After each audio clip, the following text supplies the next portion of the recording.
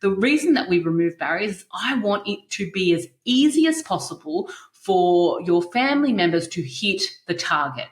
When we hit the target, when we cross it off the list, when we do the thing, we get dopamine, and we want to make sure they can hit it. If it's too hard, then you're effectively giving them nothing to lose. Welcome to the ADHD Families Podcast. I'm your host, Sharon Collin, an award-winning credentialed ADHD coach and consultant, and mama and wife to a very ADHD family. I am seriously obsessed with making life easier for people with ADHD and those that support them. My business, The Functional Family, provides life-changing support and strategies for ADHD. I particularly love anything that saves time, decreases conflict, and creates space for fun.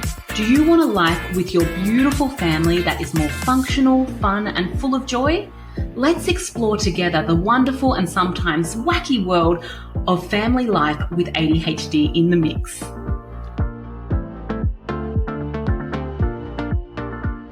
Welcome to the ADHD Families Podcast. I'm your host, Sharon Collin, and I am so happy that you are here.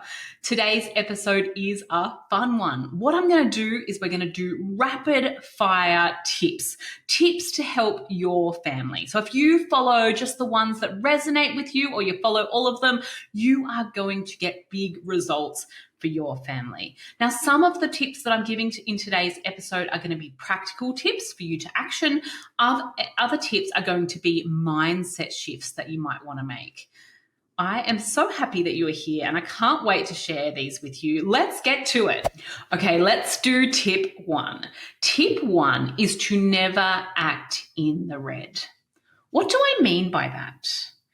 So acting in the red is when you get an email from your boss and it kind of ticks you off a little bit and you fire off a reply without pausing, using the power of the pause, taking a beat, and you often regret your actions. So acting in the red is when you are emotionally dysregulated, and often after you act in the heat of the moment, you have regret or shame around it. So we have a saying that you don't act in the red. And what do I mean by red? So there's different zones of regulation, right? So there's green zone down the bottom here where we're all regulated. We've got the cognitive ability, and we are, able to make choices in line with our values and priorities and things. Then there's this orange zone in the middle, and that is where we're heightened, but we've still got the cognitive ability. We're still able to make the decisions that suit us and that are in line with our values, and we are, able to go back down into green. We're able to regulate it. So in ADHD coaching, we do a lot of strategies in that orange, because it is worthwhile having strategies when you feel yourself becoming heightened. Now, stress and having a dysregulated nervous system, they're part and parcel for life, right?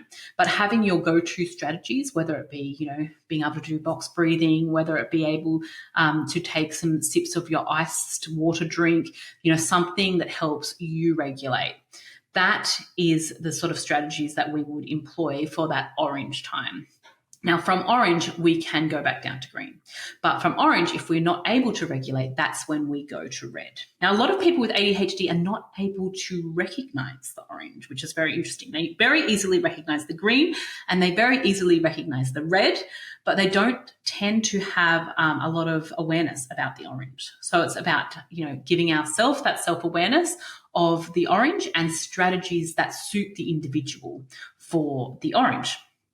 But we have a saying, in red, you are not fit for human consumption. That is coined by Carolyn Maguire, who is this incredible ADHD coach in America, one of my mentors actually. And she says, you're not fit for human consumption. So we do not act in the red, because when we do act in the red, we often regret it, or after we have some time to process, or we pause a little bit, we have to apologize, or maybe we feel shame around it. We don't want to feel shame, or perhaps it leads us to make some mistakes. So I love the saying, never act in the red. Wait for a bit, do whatever you need to do to get back down to the green, or at least the lower half of orange, before you act. it is perfectly okay to say, I'm going to have a think about that. I'll get back to you. You can say that. Or you can, if someone's putting you on the spot, you can say, I'm going to have to get back to you about that. It's perfectly okay to walk away from when you're dysregulated, or, or ask for a minute, or ask for a pause, or do what I do, go to the bathroom. I just pretend whenever I'm feeling myself getting heightened that I need to go to the bathroom, and I go there, I just sort myself out for a couple of minutes, and then I come back a much more regulated human being. So remember, never act in the red. In the red, it is not a good spot to be making decisions. Now, emotions, the good thing is that emotions move fast. We process through emotions quick. So if you're in the red, it's not actually that long before you move out of red and your emotions process, and you can go back into orange or green. Step 2 is it's about placing barriers and encouraging and discouraging behaviors. So when we're talking about parenting kids with ADHD, which is most of you guys listen to this podcast, but this is also, thinking about it, it's actually also what I do for when I want to adopt a new habit and let go of an unhelpful habit. So I think this applies to lots of things. So you guys know my backstory. When I was first starting out supporting my family with ADHD, I used to run all these just weird experiments on them. I feel sorry for my family, actually. So what I'd do is I'd read all these books and come up with all these theories of things that we should do that would work with the ADHD brain. Now, side note, some of them were spectacular and some of them were terrible. So what I used to do is I used to test everything on my family. So I'd have them walk into a cluttered space and I'd document it because I'm a real systems person. And then I'd have them walk into a minimalist space and then I'd document it. Looking at body language, what they were doing. One day, my children are going to turn that all around on me, and they're going to have a good laugh, I hope, about it. But anyway, I was trying to do it because what I wanted to do was find ways to work with the ADHD brain. I was testing out theories, testing out if there was ways that we could make our lives easier. And there's clear patterns of things that make home lives easier when you have ADHD. If you want to know a bit more about that, I have a free workshop coming up. There's actually 3 free workshops. The website is thefunctionalfamily.com steps if you want to sign up to my free training. And there's 3 dates available. There's the 24th of June at 7:30 Sydney time, the 27th of June at 7:30 Sydney time, and the 2nd of July at 7:30 Sydney time. So you can register for that at thefunctionalfamily.com/steps. Because I would love for you to come, and I've got some come along live bonuses and things like that, so you can participate in the free training. So what we want to do, and you can learn a little bit more about some of my crazy experiments. So what we want to do, and when we're talking about encouraging and discouraging behaviors, is when we want to encourage or promote something, we remove barriers. We make it as easy as possible to achieve that task. Now, this is where you start hearing me talk a lot about systems, scaffolding, making things as easy as possible, grouping items together, putting things in tubs and baskets that are together, one-handed systems. You hear a lot of me using that sort of language when we're talking about removing barriers. The reason that we remove barriers is I want it to be as easy as possible for your family members to hit the target. When we hit the target, when we cross it off the list, when we do the thing, we get dopamine, and we want to make sure they can hit it. If it's too hard, then you're effectively giving them nothing to lose, right? So they're not going to hit the target. They're not going to get the reward. They're not going to get the sense of completion. So when we want to encourage or promote the thing, remove as many barriers as possible. So how that might look like is we want our child to get in the car and put their shoes on. But when we go into, the mud room to put the shoes on, there's all these different shoes and there's all this distraction, and we don't like any of the way the socks feel. We don't like the shoes, and it causes this big problem. talking about this from a friend because this is totally what happened this morning with my youngest. So, there's this big problem and it causes everyone to become dysregulated, makes us all late. And then, you have this big problem in the car and everyone's tense. Removing a barrier would be to, this is aside from collaboratively problem solving, which we definitely need to talk about. But removing a barrier as a parent would be maybe as something as simple as just grabbing the pair of shoes and the socks and keeping them in the back of the car. So you're actually stopping a step there. You keep the shoes in the back of the car. So that you're not having to sit down, put the shoes on with all the other shoes, all the other distractions in that room. You're just going to do it as the car's already in motion. Maybe that's where the cars live. Maybe that's where the shoes live, rather, not the cars. Maybe that's where the shoes live. Okay, now let's talk about discouraging a behavior or adding a barrier. So an example of this might be if you are one of those people who gets after dinner and you want chocolate, right? A barrier would be, instead of having the chocolate in your line of sight, when you open the fridge, it's there, hiding it and putting it in the back of the fridge, or putting it up the top of a cupboard that you need to get a stool to get it. That is adding a barrier. Another barrier would be making sure that it's not in your house. But adding a barrier or a point of friction there, see how by going and getting a stool, it's a whole extra step. We're adding another thing to get to the thing. Now, it might be that you still do it anyway, but adding a barrier causes a little bit of discomfort or another step, and it discourages that behavior. That's actually been backed up by a study, by the way. I know that's a really random example to choose about the chocolate, but that actually has been backed up by a study that people who had chocolate in their line of sight ate way more than people who had to go and get a step to get the chocolate, which I thought was interesting. So it depends on your motivation. It really tests your motivation then. So all I want you to remember for step 2 is when you want to encourage or promote something, remove barriers, make it as easy as possible. When you want to discourage something, add a barrier, add barriers. Step 3 is to do correction over anything else. Connection over correction any day of the week. Now, this happens a lot. You probably hear me bang on about this a fair bit. I've done masterclasses on it. It is our kids need connection. They will always do more for someone who they think likes them. Now, remember when we're talking about the open, closed, neutral brains of ADHD, if you don't know what that is, please come along to my masterclass, 3 Steps to an Easier Home Life. It is thefunctionalfamily.com/steps, so I can explain that theory to you.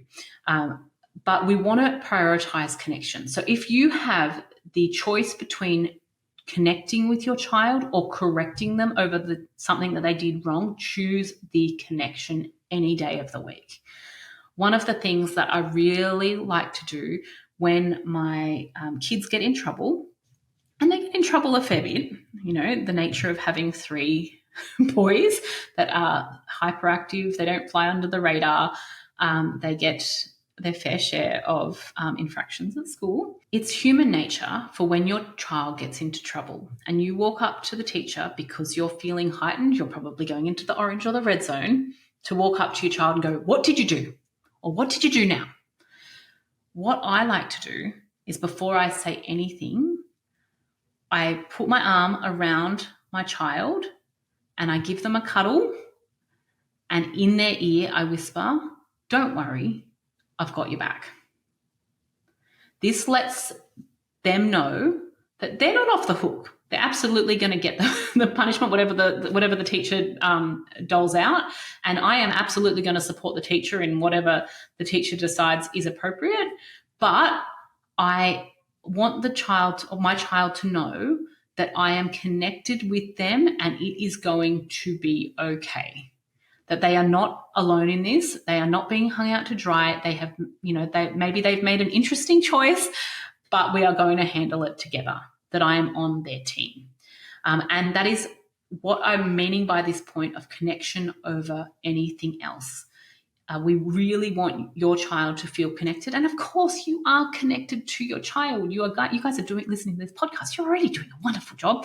But sometimes in our tone and in our body language and in our frustration and our sleep deprivation and all the things that, the fog of raising kids with ADHD, we forget to say it or show it because we're just so damn tired by the amount of it.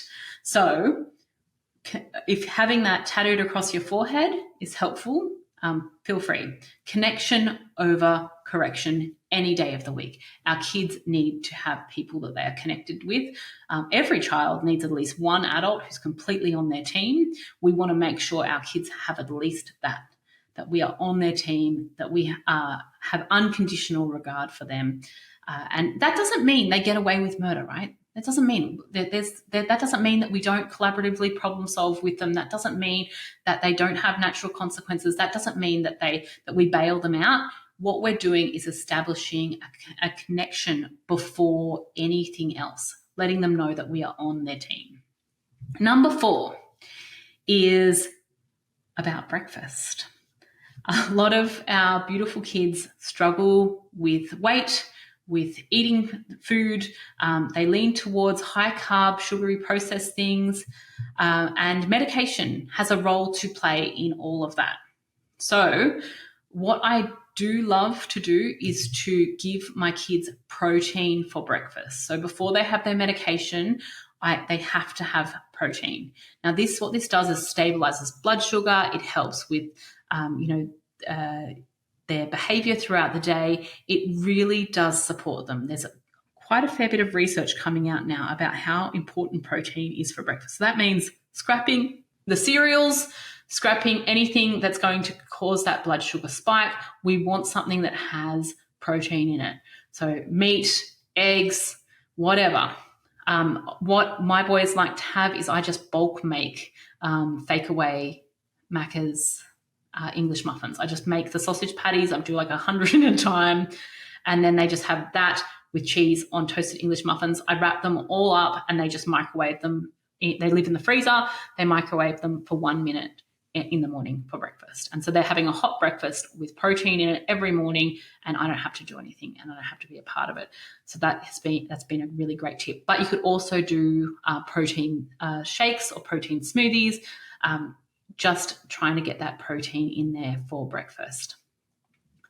Number 5 is to really try and have family discussions. Now, there is a resource on my website. I think I've done a podcast episode as well about having a family meeting. Now, this doesn't have to be a long, dramatic, affair. You can shorten it to be whatever it is that's going to suit your family. So if you've got kids that are hyperactive, shorten it right down. Just maybe say one thing that you're thankful for the week, and talk about what's coming up in the week ahead. Shorten it right down so it can suit your family. But what we want to do is we want to encourage family discussions. Because so often in life, like as parents, we have all the autonomy and we have all the things going on in our head about what's going to happen in the week and who's going here, who's picking who up from soccer practice. We've had that all going on. But in the rush of our day-to-day lives, we don't actually tell our kids things and we don't have these discussions, or we might tell them like as they're getting out of the car door. So having regular family meetings, maybe it's just a conversation over dinner, is really, really helpful. Actually, we've got these cards on our dinner table that have been really successful. They're called talking point cards, and we've gone for the family ones. Now, I'm no affiliation with these guys, although I probably should be. I recommend them so much. What they do is they just give you like, if you could only eat one food for the rest of your life, what would it be? Those kind of points of discussion. And the boys love them. They love hearing everyone's answers, and they're really, really quick. You only have to do one at dinner, and it gets everyone chatting together and talking about different points of view. And it's a nice way of having neutral conversation that doesn't often escalate to arguments. So I do recommend those. But it's the idea that we have family meetings, we have discussions about things, and we communicate, because it is very, very important for that connection piece, but it's also important to be part of a team. They want to feel part of something. They're not islands. Everyone's together. We're all together, against the world. My next point is to get a sleep study done. Now, this has come up time and time again in our wonderful community. We want you to have a sleep study done. If your child has ADHD and they have not had a sleep study done, I highly recommend it from a personal level and from personal experience and seeing how many families have benefited from it. Because if I give you an example of my eldest, he had reflux as a baby. And we thought it had resolved because he sleeps through the night. He doesn't disturb anyone. He has really good sleep hygiene. And it was, I didn't identify sleep being a problem one little bit. But when he had the sleep study done, and mind you, he had a great time. He went to the hospital and they got to order room service, and the nurses made a big fuss of him, and he had a great night. He thought it was the best thing ever. My husband did not feel the same way. He had to sleep on an uncomfortable couch and hated every minute of it. But what we learned from that sleep study is that he still had reflux, and it was disturbing him every 12 seconds in the night. So not enough for him to wake up, but enough for him to do like a little body shift, or for him to just go into a different sleep, like a different pattern of sleep. So he went into a much lighter sleep every time he was refluxing. So you can imagine, for the developing brain, for a child that is, who has the challenges that he has, if he is not getting good quality sleep. I knew he was getting the hours. We'd worked really hard on that. But if he wasn't getting good quality, then that was going to do him a lot of damage developmentally. So for us, it's not the biggest picture. He still 100% has ADHD, but I am so glad that I got that sleep study done so we could start treating the reflux again, support him with that so he'd get better quality sleep. So I highly recommend getting one of those done. You can get a referral from your GP to a sleep specialist, because for some people, it can be, and I've seen this happen time and time again, a big piece of the behavioral puzzle.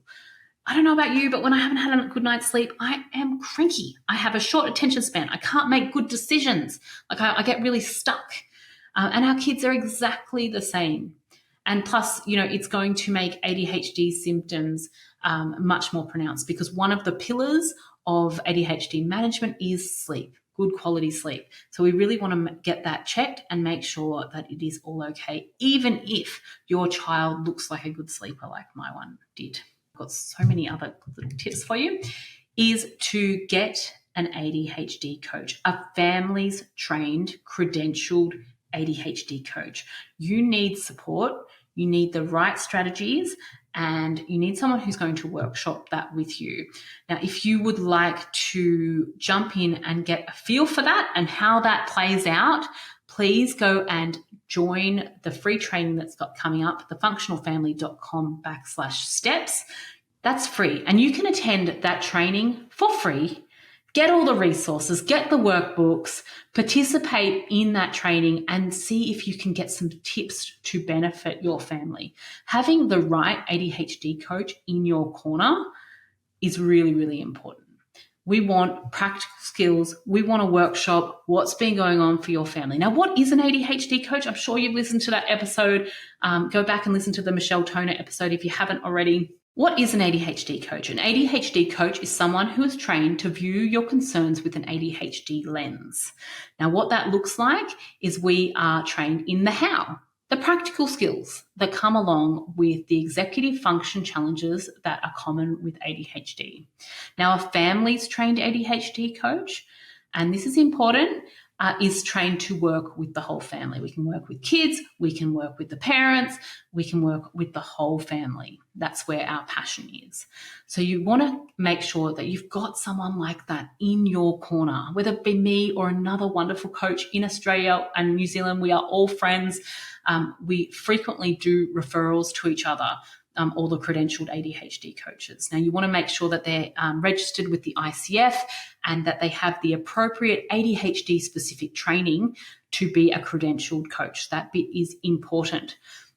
So I really would encourage you to get someone like that on your care team to be able to support your beautiful family, because life is just too short to be living it in survival mode. We really want to make sure that you can enjoy your life and create systems, structure, scaffolding for your beautiful family so that you can enjoy your time together, enjoy your time with your beautiful children, because just getting through, if you're getting through each day and going, whew, I made it, it's no good for your nervous system either. And that's the thing that we're not talking about, right? Like, people with ADHD have dysregulated nervous systems. We hear that a lot.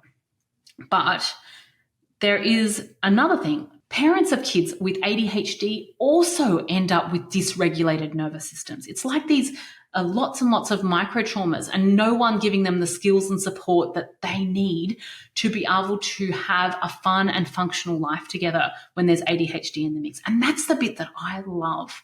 That's the bit that absolutely lights me up. And not only am I trained in it, but I live it every day too. I really think this is the piece of the puzzle that we are missing when we're supporting ADHD.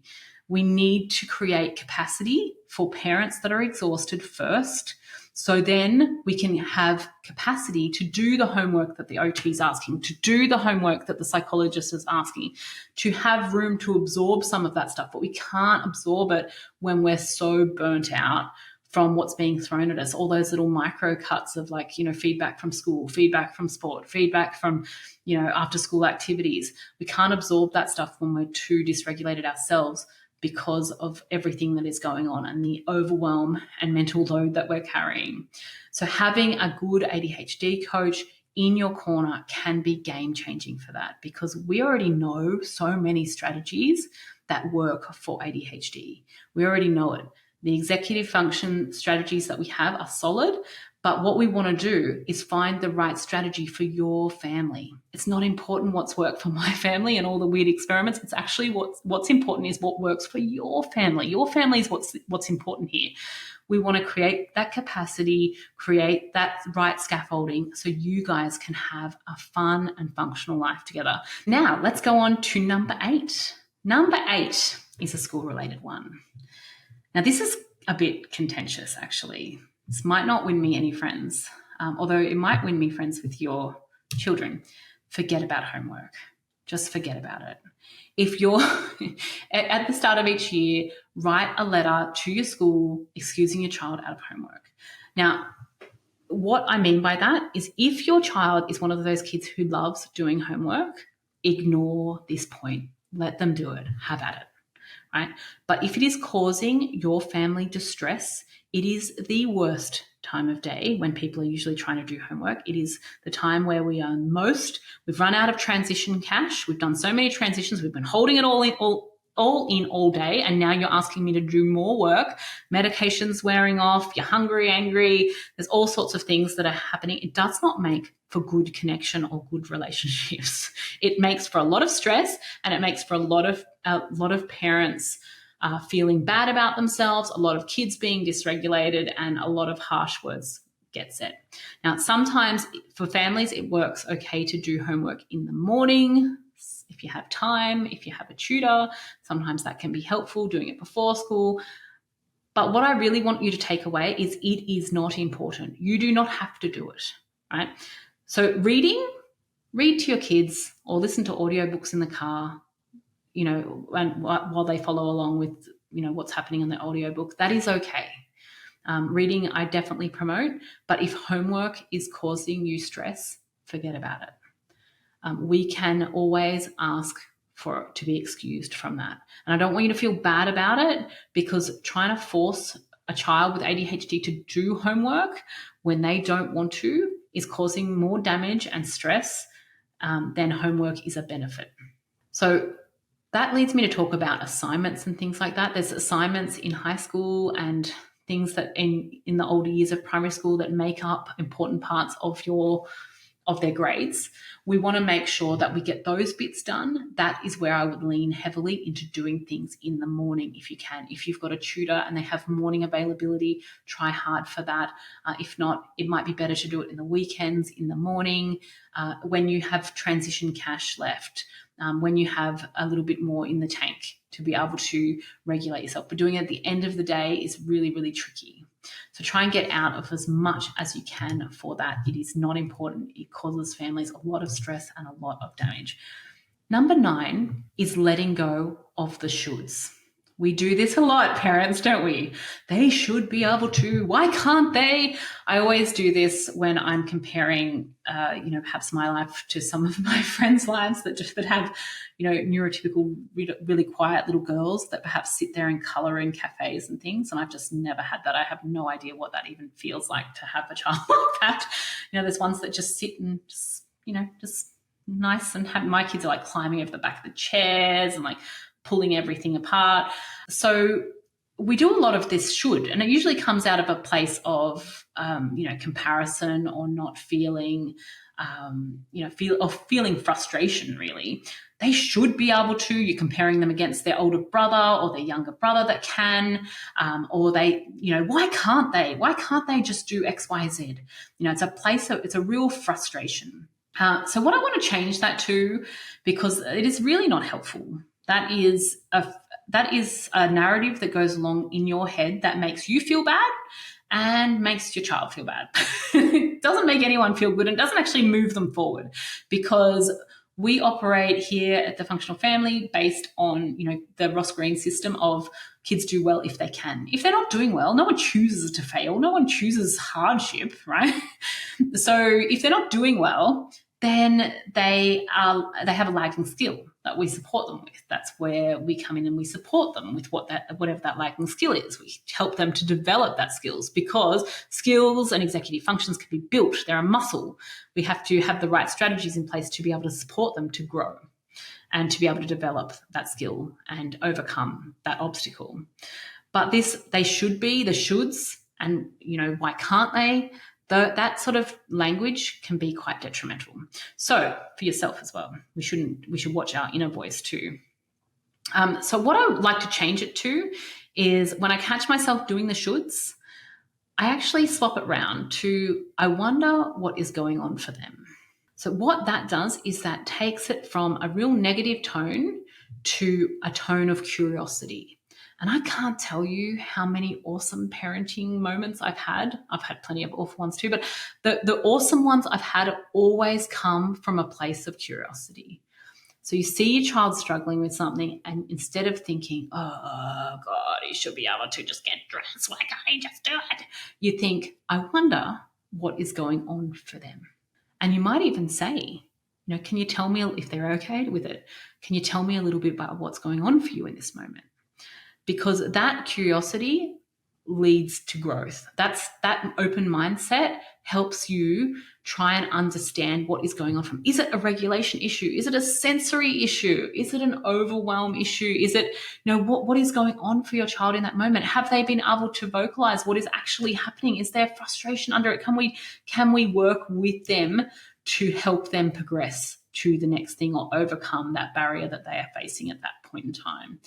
So I want you to change your voice, your inner voice, to say, I wonder what is going on for them, and approach them with curiosity, not judgment. Number 10 is to acknowledge, this is for all the ADHD parents out there, that your child's ADHD is probably not the same as yours.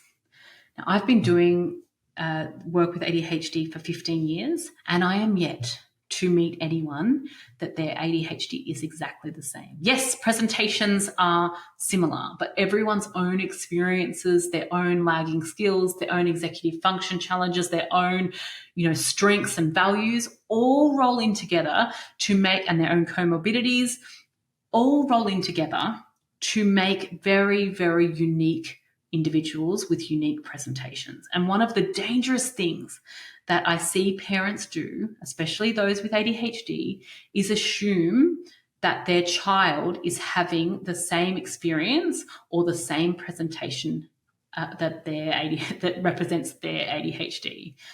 This is why it's super important to approach things with curiosity. I wonder what's going on for them, right? Because when we make assumptions, we're often wrong.